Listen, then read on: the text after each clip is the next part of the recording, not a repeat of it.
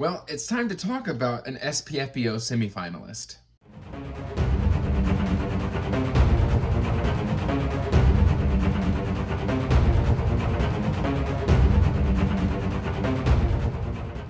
Hey everyone, welcome back to Andrew's Wizard of Reads, and as always guys, I am Andrew, and today we are doing a book review here for you. But before we get into this book review, please like this video and subscribe to the channel, as it does help the channel grow. And you can check the description box down below for links to all my social media, including information about my Patreon, where it's got tons of just nice extra perks and exclusive buddy reads, exclusive chats in the Discord, what have you. It always goes towards supporting the channel and is always greatly appreciated. But that said, guys, let's talk about Michael McHale's The Price of Power. And let's just start on the actual cover, because the power pose, like just the holding of the sword out like this, with the cape fluttering in the wind, I love it.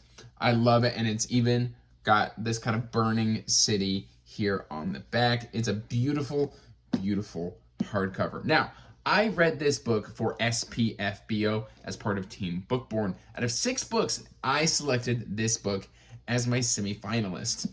And there's a lot of reasons that go into that. And we're going to kind of touch on all of this. But basically, what kind of book is this? This is a grim, dark fantasy novel. This deals with a lot of trauma, with a lot of personal struggle, dealing with past demons and kind of living with your choices and your actions and things of that nature. It's kind of all in the name, what is the price of power? And we kind of get 4 different aspects of the price of power, because this is a multi-POV story. And we've got Cord, we've got Akiris, we've got Tepos, I don't know. Michael, I'm probably saying this wrong, I'm sorry. And then we've got Ishoa. And I'm probably just going to start saying Iosha, because that's what it was when I was reading. And I know that's wrong because it's Ishoa. But still, we've got all of these individuals. Cord is kind of this man who we meet in this kind of slum town. I believe it's called Digtown. And Cord is very much just, he's a drug dealer, he's a drunk, he is wallowing in self-pity due to some actions that he is not proud of. He is running away from his past, he is hiding.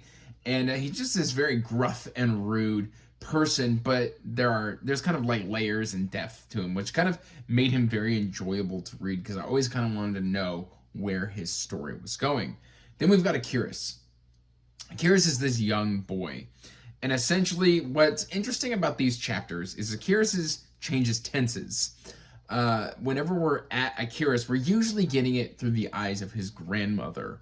And she is basically what is called an awakened.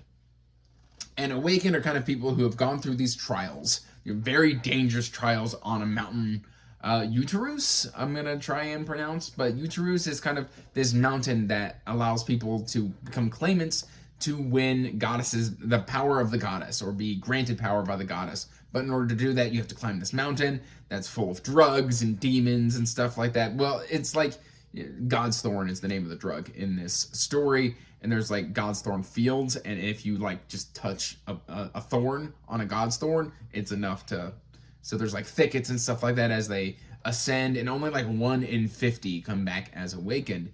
And Akiris' grandmother is one of these people. And essentially, part of her power is she has received a prophecy of impending doom, and she needs to train her grandson to become a savior, but it may cost him his life.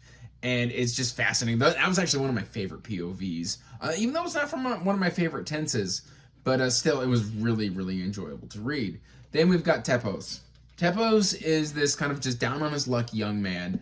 His abusive father, I should clarify, has just recently passed, and he's kind of just put his brothers into somebody else, and he has come to Uterus to take the trials, mainly to die. He has come here because he doesn't really see the point of living, but he doesn't really want to kill himself, and he wants to, like, there's certain demons that like kill you in a certain way. Like one will turn you into like a mirror, and then you like shine like a diamond, just kind of throughout the rest of eternity, or until you're shattered or something like that.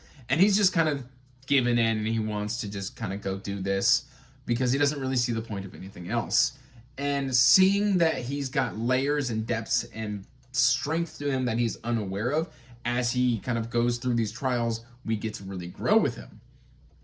And then Ishoa is the heir to the Iron Lights. And essentially, the Iron Lights are the ruling family of this land. And they have been ruling ever since that I believe her great grandfather threw off his slave shackles and united a bunch of bands together. And then the Iron Lights became this noble family. And then there was one family who kind of refused to join in and was cast out, and they are the Scarred. And they are ritually marked with scars on their bodies throughout their lives.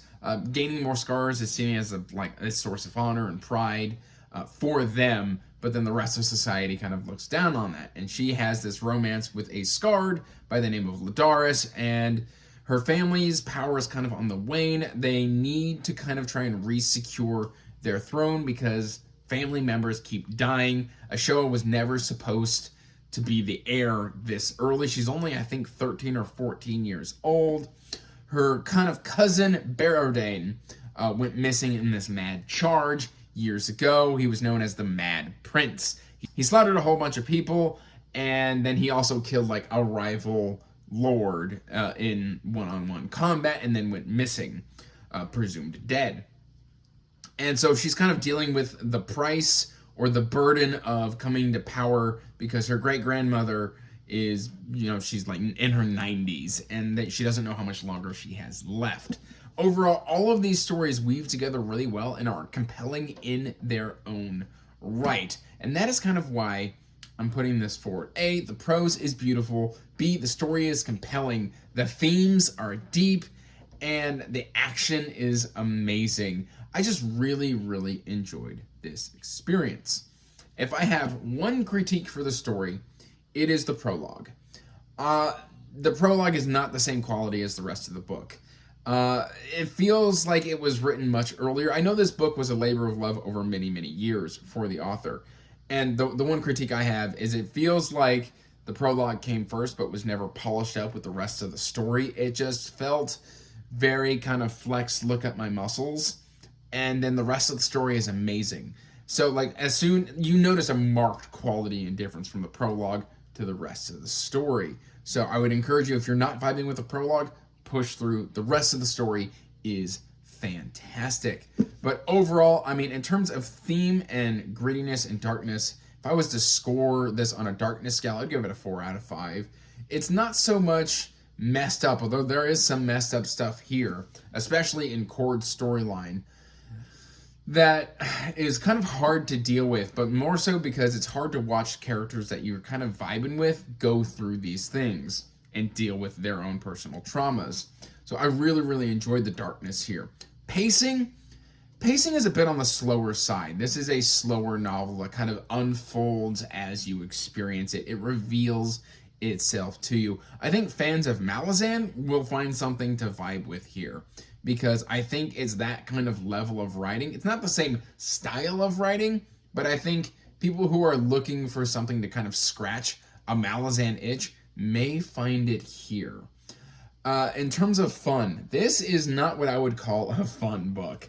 In terms of is it funny? It's not funny. This is a very serious novel. There is a lot that these characters are going through. This is a serious, dark fantasy. Nay, grimdark, if you want to say that as well. So in terms of the fun aspect, like funny, haha, this does not rank very high on that. This is probably a 1 to a 2. There are some funny lines, but other than that, this is mostly serious. In terms of inventiveness, I really liked the world building. I liked the themes. I liked the aspects. I liked the magic system. I liked the trials to acquire the magic system. Overall, I thought it was incredibly, incredibly inventive. So that probably gets a 4 out of 5. In terms of length, this is deceptively long. In hardcover, you're looking at maybe sub 500 pages. On Kindle, you are looking at around 720 pages. So this is a deceptively thick book, just to let you know.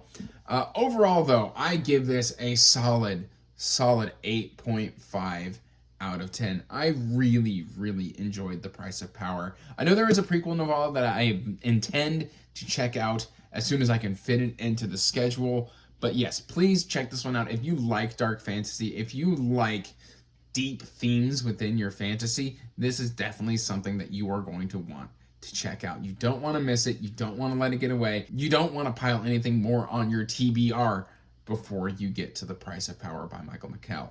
This one is a must read, and I can't wait to collect the rest of the series and have it in my collection and on my shelf. Guys, this is my review of The Price of Power. I thought it was a great time. I thought it was beautifully written. I love the prose.